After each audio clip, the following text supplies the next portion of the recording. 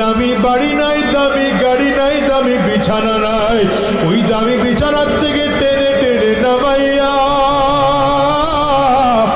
নিচে চাটাই বিছাইয়া শোয়া দিবে। আরে তোমাকে আমাকে একদম পুরাতন চাদর দিয়ে ঢেকে রাখবে। সন্তান এসে চিৎকার করে আব্বা আব্বা বলে ডাকবে, ডাকের সাড়া দিতে পারবো না।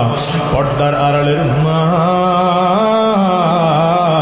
সন্তান এসে মা বলে ডাকবে, ডাকের সাড়া দিতে পারবো না।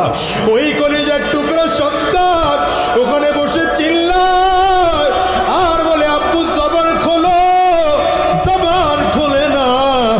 আব্বু জবাব দেওয়ার মতো শক্তি নাই।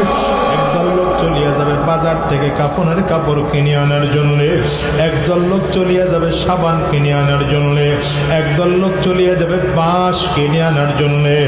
বাজার থেকে বাঁশ কাটিয়া আরে কাঁচা বাঁশগুলো দিয়া কবরের মধ্যে সুন্দর করে কবর খনন করিয়া তোমাকে আমাকে বাগানের কিনারা নিয়ে গোসল করায় 3টা কাপড় দিয়ে প্যাকেট করবে।